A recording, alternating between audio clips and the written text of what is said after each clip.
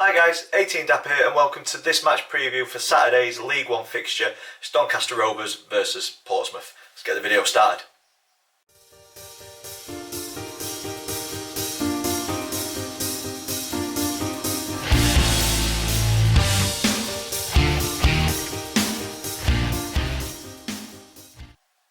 So guys, welcome to this match preview, Doncaster Rovers versus Portsmouth at the Portsmouth Stadium this Saturday. If you're an existing subscriber, thank you for sticking around, thank you for subscribing. If this video has brought you to the channel, welcome. Please consider clicking the subscribe button so that you don't miss any future content. The engagement on the channel recently has been superb. And if you are new to the channel, and this is the first video that you've seen, this is a format that we go through match previews. We look at the previous meetings between the two clubs, we look at the current form across all competitions. I choose a Doncaster Rovers player to focus a little bit on and do a player profile on that individual. Then we take a look at the opponent, a brief history, and I give my opinion on the one to watch for you guys. But you guys know your team much better than what I do, so if you think I'm wrong or you think I've missed somebody, in the comments down below let me know. And then we've got a predicted lineup for this upcoming fixture. Me and the family have got predictions league table, so there's a bit of an update on that. And then to finish off, I give my score prediction for this fixture. So without further ado, let's get on to previous meetings. And Donny and Portsmouth not faced off too many times, 25 times in our history. Portsmouth edging it with 11 wins. Rovers getting 8 wins, and we've shared the spoils on 6 occasions. So slightly in Portsmouth's favour across our history. But if we look at the last 5 games, Donny edging it, where we've got the better of Portsmouth in more recent years. So going back to 2018, 19 season, it was 2 draws, a 0-0 and a 1-1. And then in the 1920 season, the curtailed season, we only faced off once, and that was a 2-1 defeat at the Portsmouth Stadium. And then last season it was a Donny double, a 1-0 win at Fratton Park and then a 2-1 win at the Portsmouth Stadium. And boy, could we do with that kind of form coming into this one. And on to current form, as I say, not looking too good for the Rovers. 3 defeats out of 5, 2 wins. Portsmouth on the other hand, 4 wins out of their last 5 and 1 defeat, sandwiched smack bang in the middle of those wins. And it's been a great start in the league for Portsmouth, currently on a 100% record, with wins over Fleetwood, Crewe and Shrewsbury over the first 3 games. And Portsmouth are currently the early pace setters, sitting top of the tree, top of the table with a slightly better goal difference, just the 1 goal difference to fellow 100%ers Burton Albion. An early exit in the Cup, I don't think that'll bother Portsmouth fans too much as long as their league form continues. So yeah, a superb start for Portsmouth, and it's not one that I'm looking forward to this Saturday, I must say. And that is because basically Doncaster have had the total opposite start than Portsmouth in the league, yet to taste a win, and it feels from the fans' point of view that last season's form has continued into this season, and I can get the frustrations from the supporters on social media. It's a very familiar feeling for us Rovers fans at the minute, especially after the downturn in form last season. But obviously it wasn't Andy Butler who was the problem, or the players, because neither of those are still here. We've got Richie Wellens now in charge and pretty much a whole new squad, yet the results are still not quite getting there.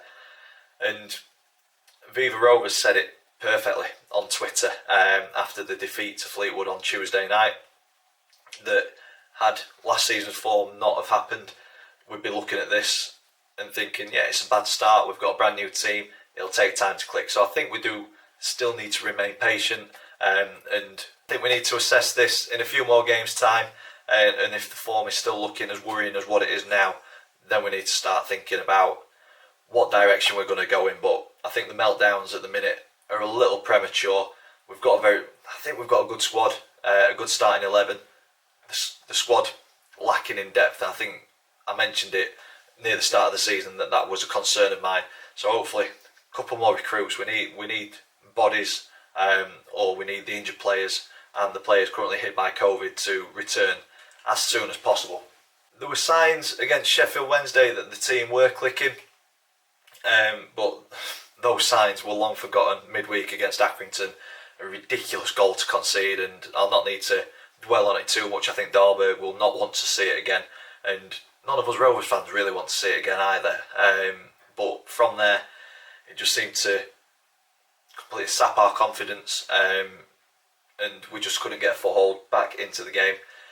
Social media once again reporting that the performance was as bad, if not worse, than what it was against Wimbledon in the opening day. And for me, us fans, we just want to see a performance, and I didn't mind getting beat against Sheffield Wednesday. The performance was there, the result wasn't, but I came out of the ground feeling much more positive than what I did against Wimbledon, and I think if we get that level of performance, we'll win more games than we lose. And obviously we just didn't get that level of performance on Tuesday night. A bit of a bogey team, Accrington, and it seems to be remaining that way for a short time anyway.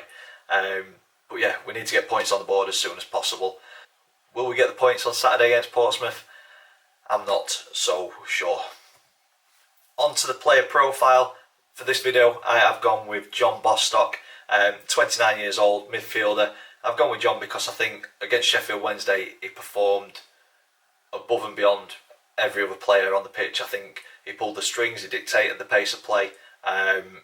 His passing was phenomenal, but there was just nobody to get onto the end of it, or nobody to finish off any chances that he was creating. So I think if we get Bostock on the ball a lot more, we've got chances of, or more chance of creating opportunities to score. But he's been around a bit. He started at Crystal Palace, moved to Tottenham, and then he's had loan spells at Brentford, Hull, Sheffield Wednesday, Swindon and Toronto. Then moved to Royal Antwerp, OH, Leuven, Lens, Bursaspor and Toulouse. And then going on loan to Notts Forest before joining Doncaster Rovers. And across all of those teams, across his travelling, he's made 212 appearances and scored 28 goals. Yet to find the back of the net for Doncaster Rovers, but I think it'll come. I'm sure he will get on the score sheet at some point this season. As I say, passing range, fantastic against Sheffield Wednesday. And I think if we're going to see anything positive coming, more than likely it'll go through John Bostock. On to the opponent, Portsmouth, founded in 1898, currently managed by Danny Cowley, fantastic manager, did very well at Lincoln and seems to be bringing that across to Portsmouth. Honours for Portsmouth, Championship winners in 2002-03 season, and then FA Cup winners in 2007-08, so as recent as back then, but form and fortune deserted them. Portsmouth dropped down the leagues, but then were League Two winners in the 16-17 season. And I believe they're set up extremely well, and could potentially be back in the Championship next season, especially with the start that they've had. If they continue this, they'll be a force to be reckoned with within League One this season, and they've got the fan base and the setup and the manager to push on from the Championship as well, and potentially be back in the Premier League sometime in the not too distant future. I think the person to help them on the way to the promised land that is the Premier League has to be the one and only, wish we had him back, John Marquis. Fantastic striker. He got some grief while he was at Doncaster Rovers. A lot of fans didn't appreciate the work that he put in. What we'd do to have him back now. Needing a goal scorer, he is a goal scorer. Seems to pop up in the right place at the right time. Gets on the end of crosses, terrorises defences at this level. And for me, he could cause us some problems on Saturday. We need to keep a close eye on him. But not just him. There's Harness, Ronan Curtis, Ryan Tunnicliffe. The list goes on. There's some fantastic players who play in the Portsmouth squad this season. So it won't just be John Marquis who we need to keep an eye on this Saturday. But I think he can cause us problems if we don't mark him tightly and prevent him from getting that space. Because slightest bit of space, he will find the back of the net against us, I'm sure. Moving on to the predicted lineup. So this is from FanHub. If you've not got the app yet, please download it. And as soon as I've got a golden ticket, I'll put it onto Twitter so that you guys can skip the queue. But get it downloaded, get into the queue, and then just keep an eye on my Twitter. Link is in the description down below. And for me, my predicted lineup is slightly different to what we've been set up as recently. Richie Wellens changed the formation against Accrington, matched them up, and we seem to get a little bit more joy and more chances created from that. And I'd like to see him implement this from the get-go on Saturday. I don't think he will. From his press conferences, it seems like he's got a philosophy and a style of play that he wants to play. So I do think we'll end up being a 4-3-3. But I'd like to see three at the back. So I've gone with Dahlberg in goal. He made the mistake, but I think he more than made up for that with a number of saves that kept it down to 1-0. So I think he deserves to stay in. I've gone with a back three of Tom Anderson, Cameron John and Rosean Williams, with Kyle Noyle and Tommy Rowe at right and left wing back, with a midfield three of Ben Close, John Bostock and Ethan Galbraith. And Pompey have seemed to set up with five in midfield, so I think having Noyle and Tommy Rowe able to push up and flood that midfield will counteract that. But for me, Chaker is not done enough up front on his own. I think he's been far too isolated, so I think Bogle needs to be on with him and see if they can start to create a partnership and work together and create more chances, because we didn't have a shot on goal against Accrington Stanley, and if you don't have shots, you ain't going to win games of football. So I think we need to give Chaker or Bogle somebody to work off. Bogle's hold-up play seems to be okay more often than not. Not seeing enough from Chaker at the moment, but I think put them both together, see what they can do. I think they've been far too isolated when they've been lone strikers, and that gives us a little bit more room for manoeuvring off of the bench with Dan Gardner and Aidan Barlow as well. But we will see how the team sets up on Saturday. But that's my predicted lineup for this upcoming fixture.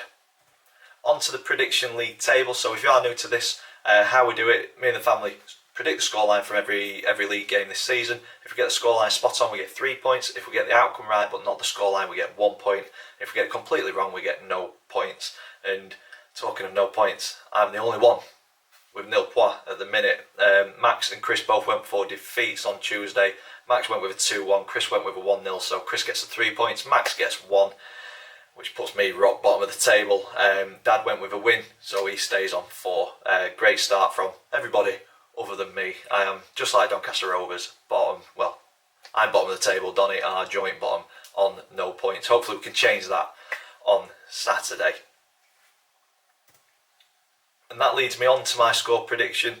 And I'll always predict with my head rather than my heart. And the way that we've started, I just can't see where the goals are coming from. And Portsmouth will come into this full of confidence. And for that reason, I'm going to have to put down a heavy defeat. I don't want to see this in real life, but I've got to go with my head. I'm going with 3-0 to Portsmouth. I hope I'm wrong. I'd rather stay bottom of the prediction league table and see us get a point on the board in League One or potentially 3.